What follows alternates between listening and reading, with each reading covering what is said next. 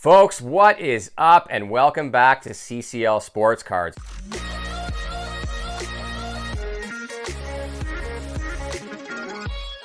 As I said in a previous episode, we are fresh off our expo.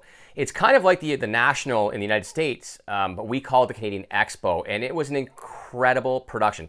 This was our second show, and again, you can find us at booth 1601, which was in the tunnel that sort of linked the two different pavilions. And I was partnered up with my guy, Keysun from Pristine Worldwide. And let me tell you, the attendance and ticket sales for this expo were magnificent. I heard rumors of 25 to 35% more ticket sales.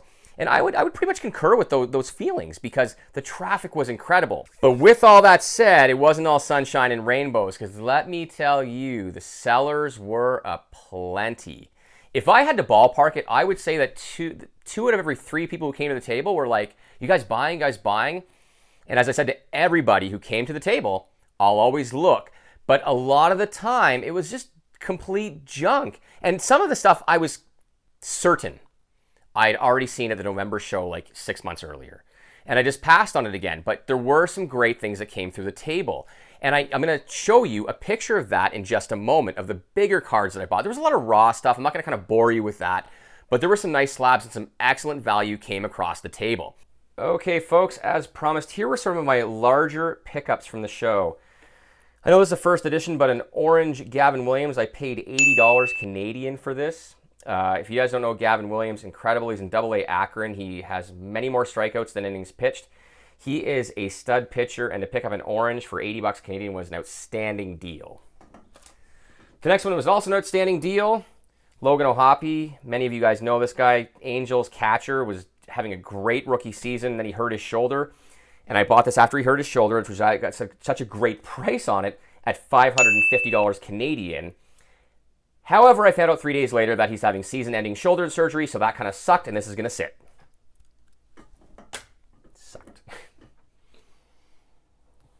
And Raquelman de Castro, you guys, if you are aware, he was in high or low A Dunedin for the Jays. He's actually been sent to rookie ball, even though he's having a better season.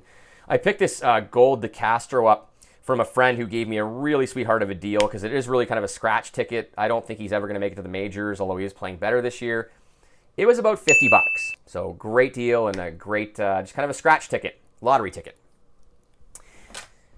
And I actually bought two of these. One I've already sold. Jake Ottinger was in big demand at the show. All my Ottingers sold out, so I went to another vendor at the show, and I picked up a couple of these for $100 each, and I resold them at my booth for more than that because Ottinger was in such big demand. But if you're a vendor, you can, and I learned this from somebody else. His name's Michael. He's very, very well known in the hobby. Cardboard, great guy. Go around other vendors and buy things off them, give them cash, and you can probably resell them for more if you know what you're looking for. And I bought these for cash, and I've already sold one of them for a lot more than I paid for it. Ottinger, stud goalie for the Dallas Stars, and I think they are in the second round of the playoffs without looking.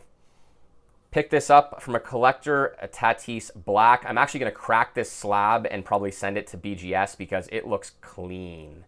There's a tiny, tiny touch in the bottom right-hand corner, but I think it's a BGS 9.5, at least min gem.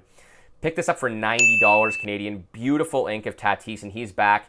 And if you haven't heard my theory on this, I really feel like Tatis can recover from this whole PED thing because he's young enough. Now, if he has another hiccup in his career, I think he's finished. But, you know, being so young, I think that if he electrifies the crowd as he always has, Tatis, his career is going to be fine. Sharon Govich, more of a personal thing. I like Igor Sharon Govich for the Devils. I picked this up from a friend named Marcus. Gave me a great deal. I won't disclose the price, but I love the Future Watch ink and Sharon Govich. This card was sold to me for a song. Marcus, you're a good man. And I mentioned him, Cal, the big Orioles fan, traded me this beautiful BGS 10 George Springer blue. I won't disclose the details of the transaction, but it was an incredible value. Great trade on both sides. Win-win. I love deals like that. I love George Springer, even though he's off to a slow start. And a BGS 10 blue, I mean, doesn't get any better than that. Big card. Big card. And I also picked this up for $1,000 Canadian, Stamkos Future Watch Gem Mint 10. Got a bit of a better deal. You can't see it that well on camera, but there is some staining on the slab. I am going to send this back to PSA, pay the $25 to have it reholdered. It'll have the barcode.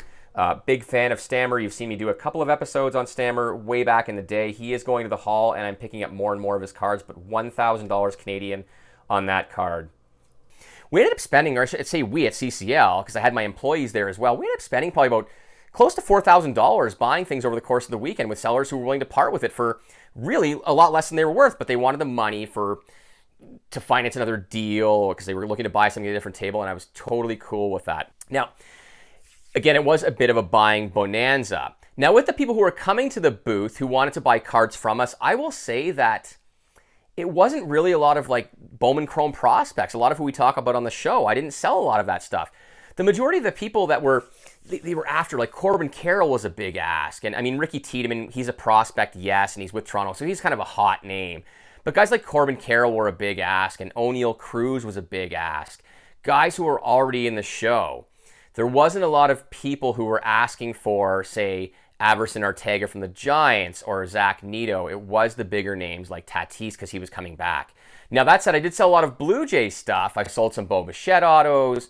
Hockey was a big seller as well. I sold a lot of Young Guns, PSA 10s. People love that stuff. It's really liquid, although the prices are way down, as I'm sure many of you know in the hobby. And also of note from this show, a lot of the higher end stuff, when I say higher end, I mean things over $1,000 or around that $1,000 price point were not moving. Now, there were guys, some friends of mine who were down the hall who were moving the higher end stuff, but they were really aggressive with their pricing and willing to take less. And that said, we had the same strategy with some of the stuff we were selling. Like some of the Bowman prospects, I'm just going to hang on to and sell them on eBay because if I haven't shared this with you before, 50% of my business or our business at CCL actually goes to the US. So to you US viewers, thanks, appreciate it.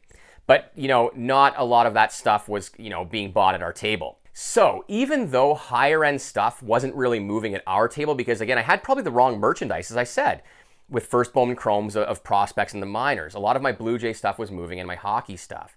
But we were driven to sell, and we did have a great show. I need to highlight that. We actually doubled our sales from the show that was in November. So over 6 months, the new show, which just ended at the end of April, we doubled our sales. And yes, some of our pricing was aggressive, but it doesn't mean we were making any money. So the hobby still seems to be alive and well. People are just paying less and less for cards, and that is completely fair. The other thing I really noticed that was quite funny to me over the course of the show is I saw a lot of ice cream cones. Every single customer who came to the table had an ice cream cone.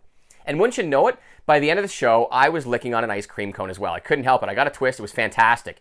But when I picked it up, they were charging $9 for an ice cream cone. It kind of made me wonder if I should just set up an ice cream cone stand next time and forget about sports cards and maybe just do a little bit of shopping. I will say the ice cream cone was absolutely fantastic. Now, I do want to take a few minutes to recognize all the people who came to visit us at CCL Sports Cards at the Expo and took their time out to come by and say they love the show or they love our customer service on eBay. I mean, some of those messages, I really felt them and I appreciated that. But I do want to recognize people like Mike who came by and Jared and my friend Sean and his son Alex and Josh and his family from Subsequent. They've come to every show. They're a lovely family. I love those guys. I want to send a special thank you to Cal. Had an Orioles jersey. We did a great deal for a George Springer 10, which you saw in the reveal. He's a big-time Orioles fan, was very complimentary about the service he received. I'm sure I'm forgetting a few other people, but I do want to say thank you to everybody who came by and made us feel absolutely super special at the Expo. You guys are the greatest. You guys are the greatest audience. Remember, anything I say on this channel is strictly my opinion and should be taken as such. Appreciate y'all. Have an excellent week.